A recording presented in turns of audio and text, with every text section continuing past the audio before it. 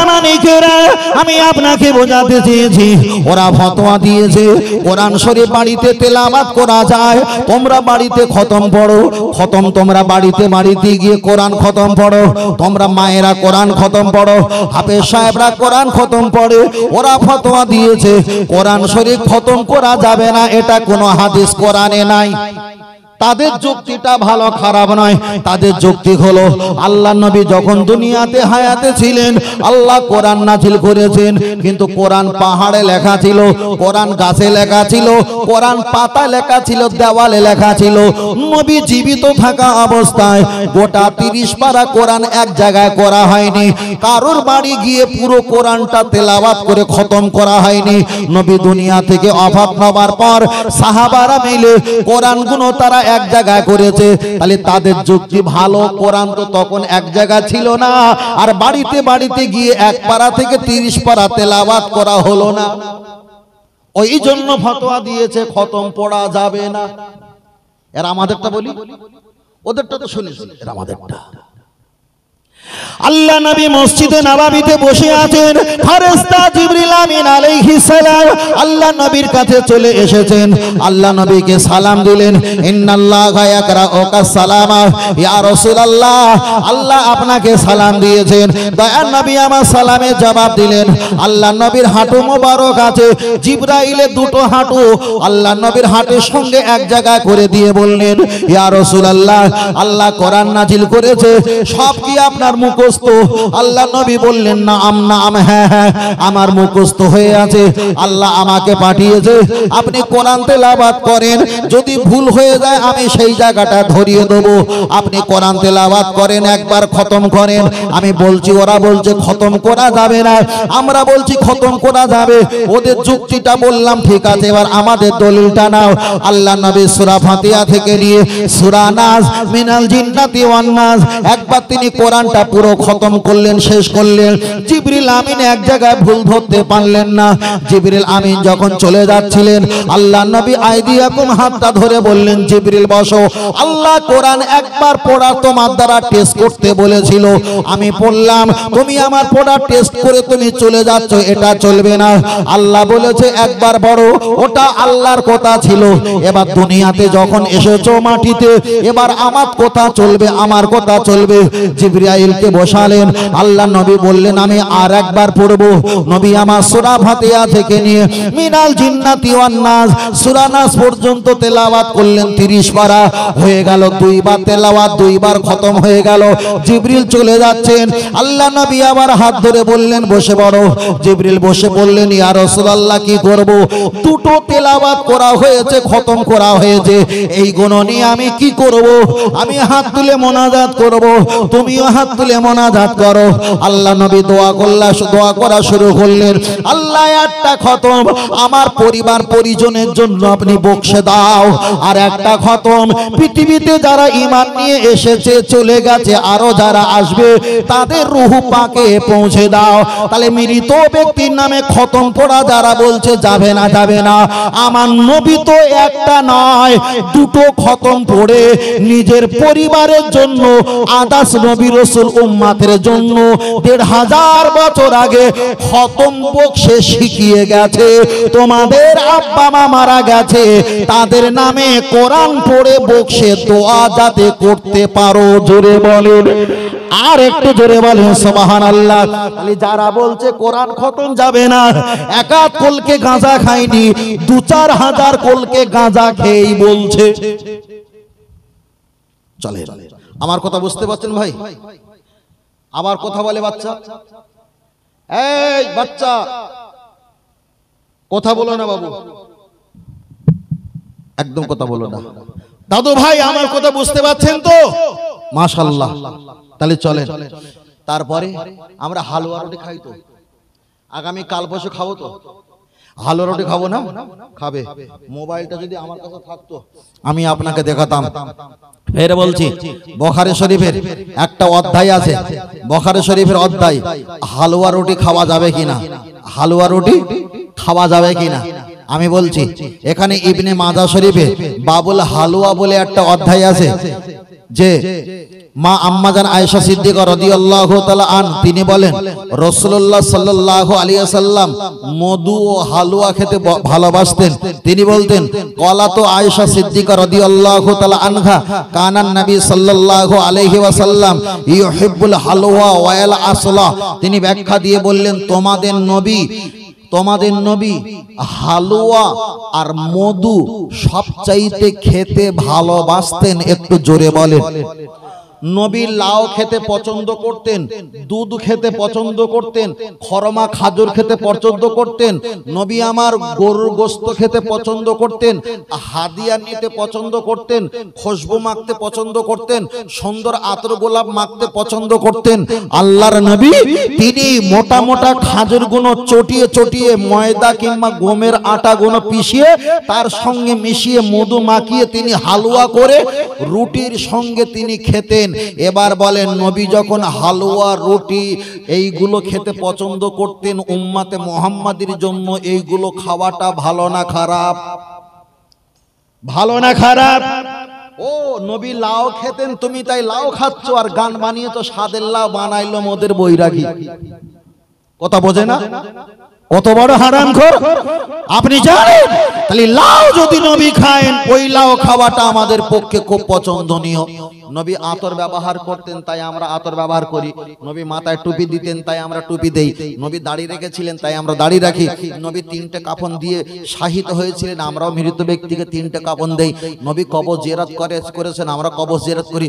নবী জুম্মা পড়েছে, আমরাও জুম্মা পড়ি। নবী ঈদ পড়েছে, আমরা ঈদ পড়ি। নবী দান করেছে, আমরা দান করি। নবী কুরবানি দিয়েছে, আমরাও কুরবানি দেই। নবী হজ করেছে, আমরাও হজ করি। তাহলে নবী যখন হালুয়া রুটি খেয়েছে এটা কি তোর বাপ পালন করবে? কথা বোঝাতে পারিনি? এই হালুয়া রুটি কি তোর বাপ পালন করবে? তাহলে সব মেনে নিয়েছ আর হালুয়া রুটি তোমার কি সমস্যা হয়েছে? তার কারণ হলো বাপের 14 পুরুষে হালুয়া রুটি তৈরি করতেই জানে না। কথা বোঝাতে পারিনি?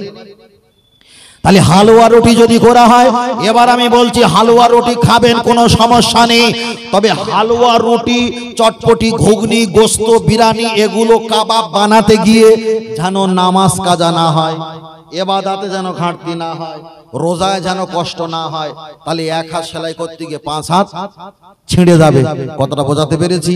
মায়েরা বিকাল রোজায় আছে সারাদিন, বেলা 1টা থেকে রুটি পায়েস আদা ডলতে ডলতে ডলতে আসরে নামাজ পড়লো, আবার মাগরিবের নামাজ পড়লো, ইফতার করলো, আবার ডলতে ডলতে তৈরি করতে রাত 7টা হয়ে গেছে। চাচা এসে বলছে কই খাবার দাও, খাবার দিয়েছে, বলি রে তো ঠান্ডা হয়ে গেছে গরম করো। তাহলে সেই 4 ঘন্টা 6 ঘন্টা উনানে ছিল, আবার যদি গরম করে এ শরীর তো নাকি, শরীর তো ক্লান্ত হয়ে গেছে। চাষা তো নামাজ পড়িয়েছে, আরো নামাজ পড়বে। এবার চাষিমা কি আর নামাজ পড়ার শক্তি আছে?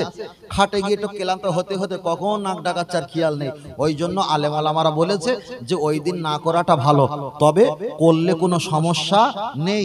তবে নামাজের সমস্যা যেন না হয়, রোজার সমস্যা যেন না হয়। তাহলে হালুয়া রুটি খেলে কোনো সমস্যা, কথা বোঝাতে পারছি? কোনো সমস্যা নেই, কোনো সমস্যা নেই। আপনাদের কাছে যদি কে বলে হালুয়া রুটি খাওয়া যাবে না, মনে করতে হবে ওর স্ত্রী গোশ পর্যন্ত রান্না করতে পারে না, মনে হয় ও হোটেল থেকে খেয়ে আসে। ওই জন্য আঙুর ফল যাদের টক লাগে তারা বলে না বাড়ি নিয়ে যাসনি, বাচ্চারা কাশবে, গোলায় কাশি হবে। কেনার যোগ্যতা নিয়ে তো 5 টাকা বিস্কুট নিয়ে যাবে, আঙুর ফল নিয়ে যাবে, বলে বাচ্চাদের নিয়ে আসলে কাশি হবে। তা ওর তাই অবস্থা হয়েছে না, চলে না গিয়ে যাই। আমি আপনার কাছে বলছিলাম তাহলে হালুয়া রুটি খাওয়া অবশ্যই যাবে। এবার চলেন আমি আপনার কাছে বলছি, ও বাবাজিরা, আমাদের এলাকা, আমাদের আজ থেকে 30 বছর আগে আমার দাদু ভাই ভালো বলতে পারবে, 30 বছর আগে আমাদের শবে বেরাত ভালোভাবে কেটেছিল। 30 বছর পরে ছেলেদের কাছে শবে বেরাত আর খুঁজে পাওয়া যায় না। আগে শবে বেরাত যখন হতো তখন আমরা একটা ফুলঝুরি ফটকা ফটাতাম, ফুলঝুরি কালী ফটকা বোমবাস্টি করতাম। হয়তো শরিয়াতে এগুলো না জায়েজ, কিন্তু বাচ্চা তখন আনন্দর কবলে কোলে ফেলতাম, তখন বুঝতে পারতাম এরে বলে শবে বেরাত। তারপরে মসজিদে চলে যেতাম, ইমাম সাহেব হুজুর ওয়াজ নসিহত করতো, জিকির করতো, গজল বলতো, দাঁড়িয়ে সালাম পড়তো, তারপরে সিন্নি দিত, তাবারক দিত, মিষ্টি মুড়কি জিলাপি দিত, আমরা নিয়ে সব খেতাম। আবার একটা মসজিদে যদি ইয়া নবী হয় এটা বগল দাবায় করে নিয়ে আবার ওই মসজিদে ছুটে যেতাম, ওখানে গিয়ে নামাজ পড়তাম, জিকির করতাম, ইয়া নবী করতাম, ওখানেও আবার তাবারক সিন্নি মিষ্টি নিয়ে আবার ঘুরতাম কোথায় আওয়াজ পাওয়া যায়। খাওয়া দাওয়ার পরে আবার মসজিদে এসে নামাজ পড়তাম, ফজরের আজান হলে নামাজ পড়ে বাড়িতে গিয়ে ভোর দিন সারাদিন ঘুমিয়ে পড়তাম। তখন শবে বেরাতের একটা আনন্দ মজা ছিল। এলাকায় যত মসজিদ সুন্দর হয়েছে, মাদ্রাসা বেড়েছে, আলেম ওলামা হয়েছে, ততইটা ইবাদতের কপালে বাস পড়েছে, ঠিক না বে ঠিক? ইবাদতের কপালে একদম বাস ফেলে দিয়েছে ভাই। আল্লাহু আকবার, আল্লাহ। ও আমার সোনা মানিকেরা, আমি আপনাকে বোঝাতে চেয়েছি, আব্বা মা যারা যাদের মারা গেছে তাদের জন্য একটু কোরআন তেলাওয়াত করবে। আমাদের মায়েদের বলবো, মা আপনারা বাপের বাড়ি ছেলে চলে এসেছেন, বাপেদের প্রতি আপনাদের একটা হক আছে, মায়েদের প্রতি আপনাদের একটা হক আছে। আপনারা সন্তান, আপনারা তাদের আল আওলাদ, আব্বা মা চলে গেছে, একটু কোরআন তেলাওয়াত করেন, একটু খতম দেন, তাদের নামে দান খয়রাত করে, তাদের জন্য একটু সবরেসানি করে আব্বা মায়ের জন্য হাত তুলে দোয়া করবেন। তবে জেনে রেখে দাও, আব্বা মায়ের কবরে যদি জাহান্নামের আগুনটা প্রজ্বলিত অগ্নি যদি দাও দাও দাও দাও করে যদি জ্বলে ওঠে, আপনাদের এলাকায় যত বসিরহাটে যত নদীর পানি আছে, ওই পানিটা নিয়ে আব্বা মায়ের কবরে যদি ছিটা দেওয়া হয়, কবরে আযাবটা মাফ হবে না। তামাম দুনিয়াতে যত কলের পানি, টিউবওয়েলের পানি, পুকুর পুষ্কুনের পানি আছে, ওই পানিটা নিয়ে যদি কবরে চাপিয়ে দেওয়া হয় তাও কিন্তু মাফ হবে না। তামাম পৃথিবীর তলাবের পানি, নদীর ঝর্ণার পানিটা নিয়ে আব্বা মায়ের কবরে যদি চাপিয়ে দেওয়া হয় তাও কিন্তু কবরে আগুনটা মাফ করা যাবে না। এখান থেকে নিয়ে আল্লাহর কাবা বাইতুল্লাহ শরীফ ৮৫০০ কিলোমিটার রাস্তা। আল্লাহর কাবা শরীফে যারা হজ করতে যায়, জমজমের কূপের পানি পান করে। নবী আদম, নবী ইব্রাহিম আলাইহিস সালাম, আম্মা জান মা হাজরা আলাইহা সালামকে সঙ্গে করে নিয়ে, নবী ইসমাইলকে সঙ্গে করে নিয়ে ওই ফাঁকা জায়গায় রেখে দেয়, পানির পিয়ালা দেয়, পানিটা শেষ হয়ে যায়, খাজুরের বর্তন দেয়, খাজুরের বর্তনটা শেষ হয়ে যায়। নবী ইসমাইল আলাইহিস সালাম পানির জন্য আল্লাহ আল্লাহ আল্লাহ আল্লাহ বলে কান্নাকাটি করে। আমার নবী আম্মা জান মা হাওয়া আলাইহিস সালাম বাচ্চার পানির নিবারণের জন্য নিজের জিহ্বাটা নিয়ে বাচ্চার গালে একটা বার পরিবেশ দেখা যায় ভিতরে প্রবেশ করায়, বাচ্চাটা চুষে খায়, পানির নিবারণ যায় না। মা জননী সন্তানের কষ্ট না সহ্য করতে পেরে পানির জন্য সাফওয়া পাহাড়ে যায়, ওখানে পানি পায় না, ওখান থেকে মারওয়া পাহাড়ে চলে যায়, ওখানে পানি পাওয়া যায় না। ইন্নাস সাফাল মারওয়াতা মিন শাইরিল্লাহ, ওই সাফওয়া মারওয়া পাহাড় আমার আল্লাহ কিয়ামতের দিন পাল্লা বানাবে। ওই সাফওয়া মারওয়া পাহাড় শাহী করে, দৌড়াদৌড়ি করে, কোথাও পানি পাওয়া যায় না। আমার আল্লাহ পাক জানিয়ে দিলেন, জিবরাইল আর দেরি করো না, একটাবার আগিয়ে চলে যাও, জমিনে হাজির হয়ে যাও। আমার নবী ইসমাইল আলাইহিস সালাম উনি যখন কান্নাকাটি করে, ছোট বাচ্চা, পাটা ছোট, নরম হাড্ডি, নরম গোশত, তুলতুলে পা, আর ট্যাঁটা করে কাঁদে, আল্লাহ আল্লাহ বলে কাঁদে। একটাবার পা উঁচু করে, একটাবার নিচু করে, ওই পায়ের তলায় পাথর রয়েছে, ঢপ ঢপ করে লাগে। আমার খুবই কষ্ট হয়। ফেরেশতা জিবরিল চলে যাও, একটাবার নখের আঁচড় দাও, তোমার ডানা ওই জায়গাটায় একটাবার ঘা দাও। আমার নবী ইসমাইল একটাবার পানি উঁচু করবে, নিচু করবে, আমি আল্লাহ কোন ফায়াকুন আমার হুকুমে অত বড় পাথরের পাহাড়টা ফাটিয়ে আমি আল্লাহ জমজমের কূপের পানি বাহির করে দিলাম। আর একটু জোরে বলে সুবহানাল্লাহ। আমি আপনার কাছে বলছিলাম, বসিরহাটের নদীর পানি, খালের পানি, টিউবওয়েলের পানি, পুকুরের পানি, পুষ্কনের পানি, তলাবের পানি, নদীর পানি, সমুদ্রের পানি, আব্বা মায়ের কবরে যদি আযাব হয় চাপিয়ে দিলে কিন্তু মাফ হবে না, মাফ হবে না। ওই জমজমের কূপের পানির কাছে গিয়েছিলাম পানিটা নেওয়ার জন্য, ওই পানিটা নিয়ে আব্বা মায়ের কবরে যদি চাপিয়ে দেওয়া হয় তাও কিন্তু মাফ হবে না, মাফ হবে না। কোন পানির দ্বারা মাফ হবে? আল্লাহ নবী বললেন, ও সন্তানেরা, আওলাদেরা, আব্বা মায়ের কবরের কাছে যাও, ফারা ফায়া দেহি, হাত তুলে দোয়া করো। ইয়া রাসূলুল্লাহ, হাবিবাল্লাহ, আমরা নব মুসলিম, আমরা কোরআন পড়তে পারি কিন্তু মুখস্থ নাই। নবী বললেন, পণ্যওয়ালা ব্যক্তি দিয়ে পড়াও। হুজুর, পারস্পরিক দোবার মতো ক্ষমতা নাই। আল্লাহ নবী বললেন, তোমার আব্বা মায়ের কবরের কাছে গিয়ে যদি কিছু না বলতে পারো, একটা বার বলো, আল্লাহ, এটা আমার আব্বা জানের কবর, এটা আমার আম্মা জানের কবর। আব্বা আব্বা, মা মা বলে যখন তুমি বলবে, তোমার চোখ থেকে যখন পানি জারি হয়ে যাবে, লা ইয়ালিজুন্না রাব্বাকা মিন খাশিয়াতিল্লাহ, সন্তান, তোমার এক ফোঁটা চোখের পানির বিনিময় তোমার আব্বা মায়ের জাহান্নামের আগুনটা আল্লাহ মাফ করে দেবে। আর একটু জোরে হবে না? সেই আব্বা মা দুনিয়া থেকে নীরব নগরে চলে গেছে, তাদের জন্য দোয়া, তাদের জন্য মাগফিরাত, তাদের জন্য দোকানে হাত তুলে কোরআন তুলে কোরআন শরীফ তেলাওয়াত করে দোয়া। শবে বেরাতে চাঁদে রোজা রাখবেন, আব্বা মায়ের জন্য দোয়া করবেন, একটু ফকির মিসকিনকে খাওয়াবেন, একটু দান করবেন, আব্বা মায়ের জন্য দোয়া করবেন। আপনি বেঁচে আছেন, আজকের এত ঘর বাড়ি অট্টালিকা দোকান পেশারে গাড়ি বাড়ি, আমাদের মুরব্বী যারা চলে গেছে তারা কি সব চোখে দেখেছিল? দেখিনি। তারা সুখ দুঃখ পেয়ে পেয়ে দুঃখ পেয়ে পেয়ে দুঃখ ব্যথা নিয়ে কবরে গেছে, কিন্তু সুখের সময় তারা ছিল না। দুঃখের সময় কত আশা করেছিল, আমার ছেলে সুখ দেখবো, আমার নাতি সুখ দেখবো, আমার বৌমা সুখ দেখবো, আমার বড় ছেলে সুখ দেখবো, কত আশা মনে মনে বেঁধেছিল। কিন্তু আশা নিরাশা হয়ে গিয়ে তারা ব্যথা নিয়ে কবরে চলে গেছে। কিন্তু দুঃখের সময় তারা কত আশা ছিল, সুখের সময় তারা নেই, নীরব নগরে চলে গেছে। চাতক পাখির ন্যায় ফেল ফেল করে আমাদের মুখের দিকে তাকিয়ে আছে। সন্তান আওলাদ তারা আমাদের জন্য কি দান খয়রাত করে। ছেলেরা আব্বা মায়ের জন্য যখন দোয়া করবে, দুটো হাত তুলে আব্বা মায়ের জন্য বলবে, আল্লাহ, আমার আব্বা মাকে আপনি ক্ষমা করে দাও, আল্লাহ, আপনি আমার আব্বা মাকে আপনি ক্ষমা করে দাও। তোমার নবী বলেছে, সন্তান দোয়া করলে নাকি দোয়া কবুল হয়।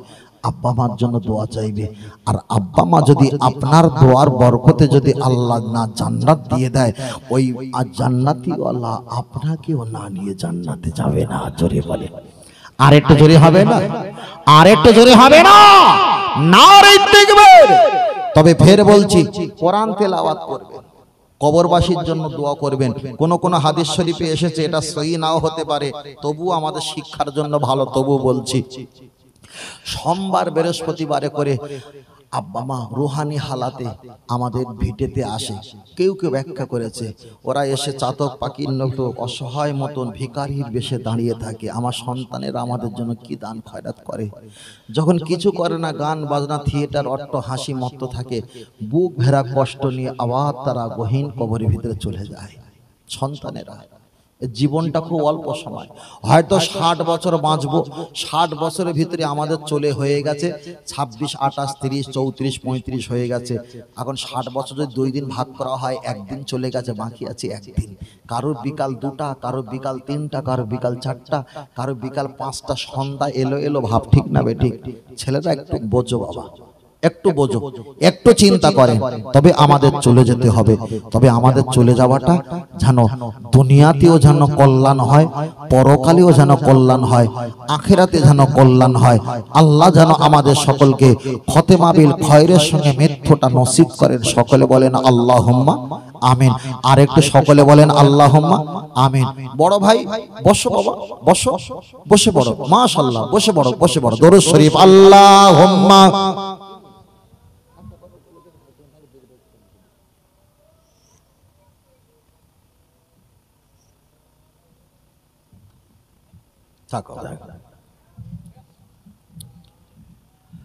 সাল্লাল্লাহু আলাইহি ওয়াসাল্লাম।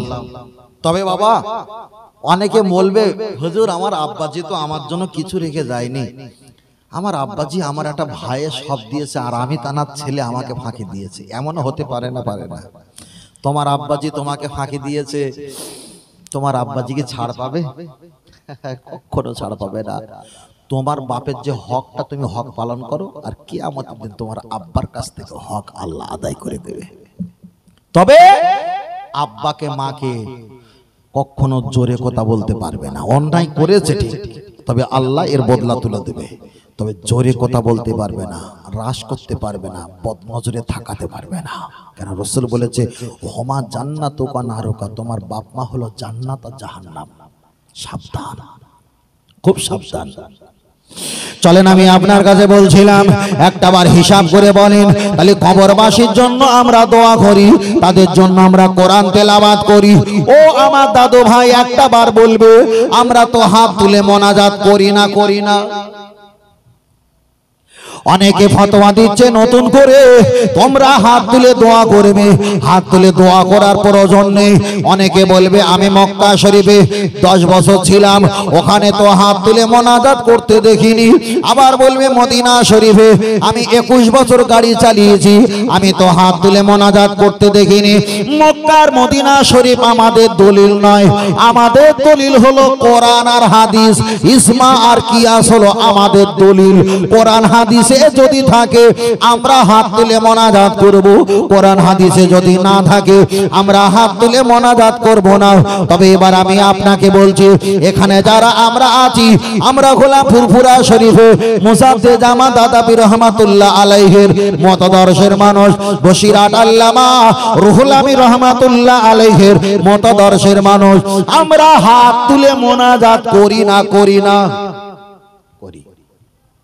আল্লাহ ও আমার বাপজিরা, আমি আপনাকে বোঝাতে চাই আল্লাহ নবী এক সময় মসজিদে নববীর ভিতরে বসে আছেন। আল্লাহ নবী মসজিদে নববীতে বসে আছেন।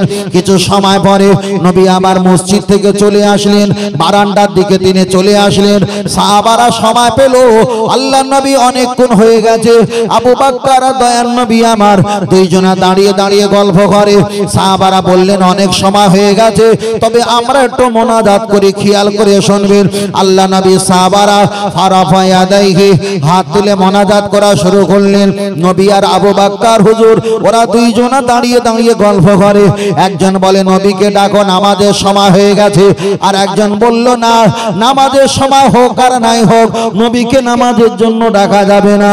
কেন নবী আমাদের শিক্ষক, আমাদের রাহবার। নবী যেটা করবে ওটাই আমরা করব, ওটাই আল্লাহ খুশি। অনেকে চুপ করে আছেন। দীর্ঘ সময় হয়ে গেল, সাহাবার ভিতরে একজন হাত তুলে মোনাজাত করা শুরু করলেন। আল্লাহ নবী সাহাবারা হাত তুলে মোনাজাত করে, সকলে আমিন আমিন বলে। আবু বকর দয়ার নবী কিছু সময়ের পরে মসজিদে নববীতে প্রবেশ করবে। আল্লাহ নবীকে বললেন ইয়া রাসূলুল্লাহ, আমি আর আপনি একটু আড়ালে ছিলাম, এরা হাত তুলে মোনাজাত করা শুরু করেছে, আপনি হাত তুলে মোনাজাত করলেন না, আপনি কাউকে হাত তুলে মোনাজাত করতে বললেন না, এরা হাত তুলে মোনাজাত করেছে। হুজুর আপনি আর আমি একটু আড়ালে ছিলাম, এরা যদি হাত তুলে মোনাজাত করে আপনি আর আমি একদিন মারা যাব, মারা গেলে এরা আরো ইসলামে বেশি বেদাত বেদাত কাজ, অনেক বাড়তি বাড়তি কাজ করা শুরু করবে।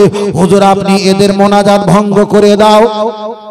হুজুর এরা হাত তুলে যখন মোনাজাত করছে, এদের একটা হাত টেনে আপনি ফাঁকা করে দাও, আর একটা হাত টেনে ফাঁকা করে দাও, মোনাজাত ভঙ্গ হয়ে যাবে।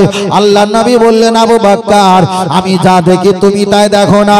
ওদের মোনাজাতটা যখন শেষ হয়ে গেল, দয়ার নবী ওদের ভিতরে প্রবেশ করে বললেন ও আমার সাহাবীরা, হাত তুলে মোনাজাত করছিলে, আমি তো তোমাদের হাত তুলে মোনাজাত করতে বলিনি, আমি তো কখন হাত তুলে মোনাজাত করিনি, কে তোমাদের শিক্ষা দিয়েছে হাত তুলে মোনাজাত করতে? জবাব দাও। সাহাবীরা চুপ করে আছেন। একটা সাহাবা দাঁড়িয়ে উঠে বললেন ইয়া রাসূলুল্লাহ, হাত তুলে মোনাজাত আপনি করেননি, আমাদের করতে বলেননি, কথাটা সত্য।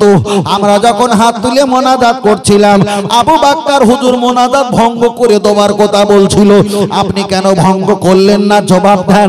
দয়ার নবী আমার জবাব দিয়ে বললেন তোমরা যখন হাত তুলে মোনাজাত করছিলে, আসমান থেকে আল্লাহ রহমতের ঝরনা তোমাদের হাতে টপিয়ে টপিয়ে টপিয়ে পড়ছিল।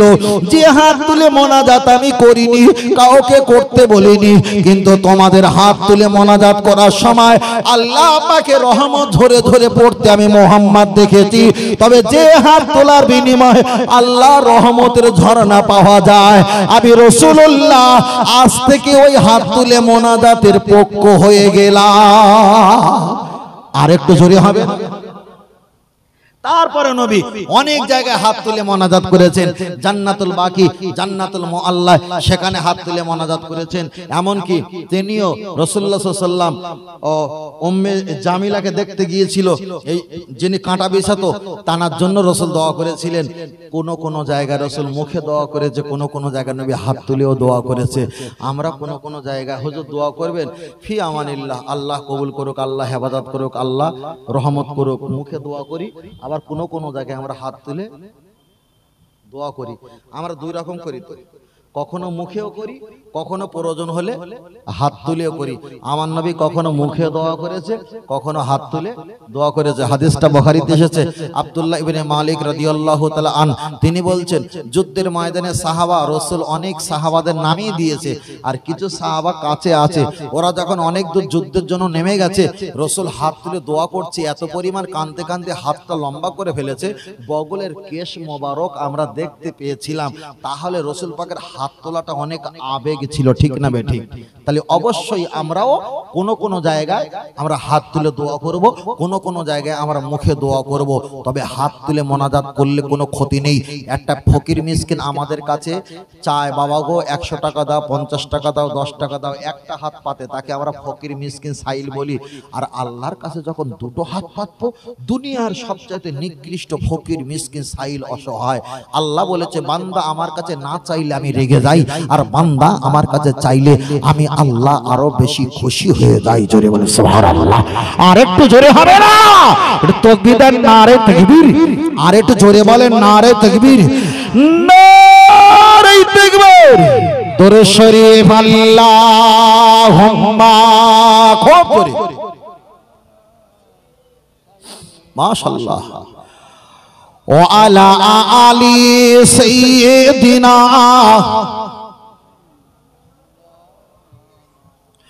মা আমিনার ঘরে যাব, সেইখানে আখিরি নবীকে পাবো।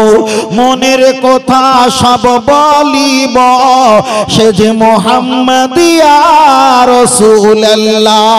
আল্লাহুম্মা সাল্লি আলা, জোরে পড়ো না ছেলেরা, জোরে পড়ো, নবীর শানে পড়ো। বছরে একবার, এটা শবে বরাতের চাঁদ বাবা,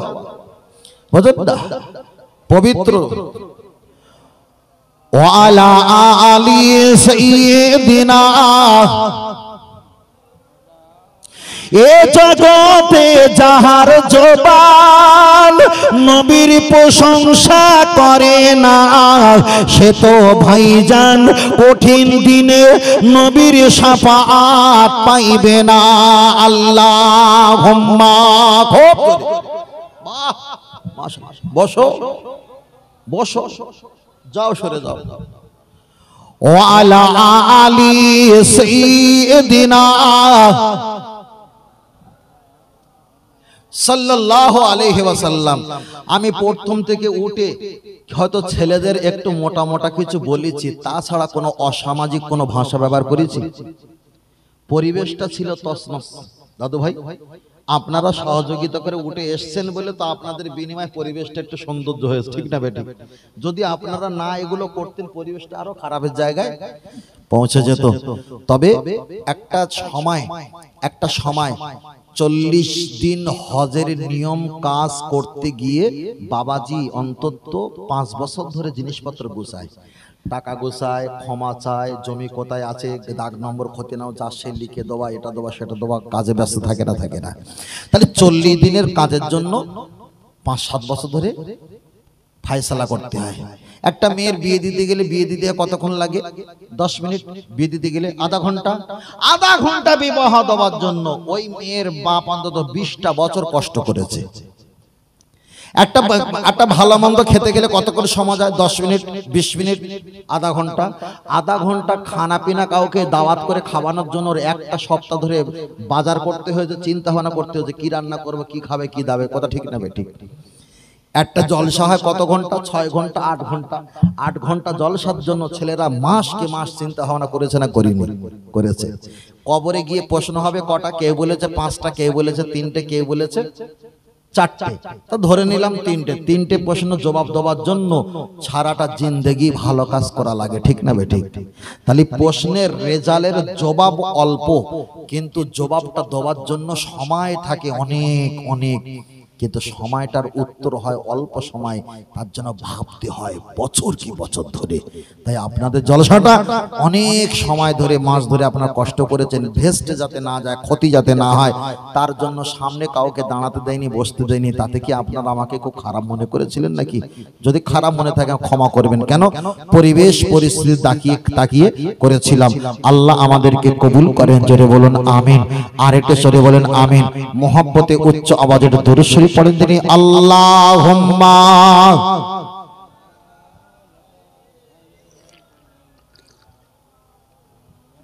পড়ো বাবু পড়ো, ওয়া আলা আলি